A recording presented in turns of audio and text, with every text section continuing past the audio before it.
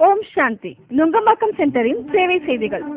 தபஸ்யா ஆண்டை முன்னிட்டு பிராமணர்களின் சுய உன்னதிக்காக 108 நாட்கள் அனுபவ பட்டி நுங்கம்பாக்கம் சென்டரில் நடத்தப்பட்டது. இதில் பாபாவின் குணங்கள் மற்றும் சக்திகளை அனுபவம் செய்தல், சார்தாம் யோக பயிற்சி, பான்ஸ்வரூப் யோக பயிற்சி, ஜுவாலாமுகி, அஷ்ட சக்திகள், இயற்கைக்கு சக்தி கொடுத்தல் மற்றும் விவேகி பயிற்சியை அனுபவம் செய்விக்கப்பட்டது. நுங்கம்பாக்கம் சென்டர் யூத் விங் சார்பாக புகையிலை தினத்தன்று மேற்கு மாம்பலம் ரயில் நிலையத்தில் விழிப்புணர்வு நாடகம் நடத்தப்பட்டது.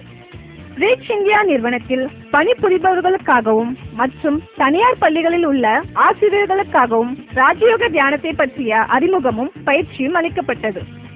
சூளைமேட்டில் அண்ணாமலையாரின் சிவலிங்க தரிசனமும் பலவீனங்களை அர்ப்பணம் செய்யும் மகாஞான வேள்வியும் நடைபெற்றது. இதனையடுத்து அந்த பகுதியில் புதிதாக 3வது கீதா பாடசாலை துவக்கப்பட்டது. நுங்கம்பாக்கம் சென்டரில் 108 சுமங்கலி பெண்களுக்காக விளக்கு பூஜை நடத்தப்பட்டது. அவர்களுக்கு ஆத்மா பரமாத்மா பற்றிய ஞானமும் இறை நினைவு பரிசும் வழங்கப்பட்டது. நுங்கம்பாக்கம் சென்டரின் சார்பாக ஆழ்வார் திருநகரில் கிருஷ்ண ஜெயந்தியை முன்னிட்டு ஸ்ரீ கிருஷ்ணரின் தத்ரூப காட்சியும் மற்றும் படவிளக்க கண்காட்சியும் நடத்தப்பட்டது. வெள்ளத்தால் பாதிக்கப்பட்ட விருகம்பாக்கம், சூளைமேடு, சவுத் போக்ரோ, சிஐடி நகர் போன்ற பகுதி மக்களுக்கு நுங்கம்பாக்கம் சென்டர் சார்பாக உணவும் வெள்ள நிவாரண பொருட்களும் வழங்கப்பட்டது. 80வது சிவ ஜெயந்தியை முன்னிட்டு வேதி பொருட்கள் கலக்காமல் நவதானியங்களை கொண்டு பிராமணர்களால் உருவாக்கப்பட்ட தவலிங்கம் தத்ரூபமாக நுங்கம்பாக்கம் சென்டரில் அமைக்கப்பட்டது. மேலும் படவிளக்க கண்காட்சியும் நடத்தப்பட்டது. இதில் முக்கிய பிரமுகர்கள் பலர் வருகை தந்தார்கள் மற்றும் சுமங்கலி பெண்களுக்காக விளக்கு பூஜையும் நடைபெற்றது. திருநங்கைகளுக்காக நுங்கம்பாக்கம் சென்டரில் ராஜயோக தியானம் பற்றிய அறிமுகமும் தியான பயிற்சியும் அளிக்கப்பட்டது. அவர்களுக்கு பிரம்மா போஜன் மற்றும் இறை நினைவு பரிசும் வழங்கப்பட்டது.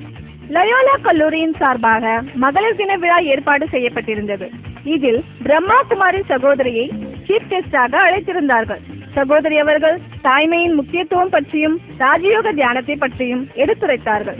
இந்நிகழ்ச்சியில் 2000க்கும் மேற்பட்ட மகளிர் கலந்து கொண்டு பயனடைந்தார்கள். வருடம் முழுவதும் வாரம் 2 முறை கோவில்களில் படவிளக்க கண்காட்சி நடைபெற்று வருகிறது. மொபைல் வேன் சேவை தற்பொழுது ஒவ்வொரு பகுதியாக சேவை நடைபெற்று வருகிறது. அந்த பகுதிகளில் இறைவன் அவதரித்து விட்டார் என்கிற சிறிய விளம்பர பலகை அனைத்து வீதிகளிலும் வைக்கப்படுகிறது. இந்த சேவை மேலும் தொடர்ந்து நடைபெறும்.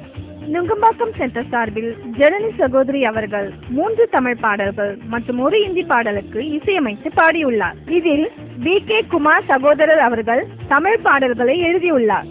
ஓம் சாந்தி.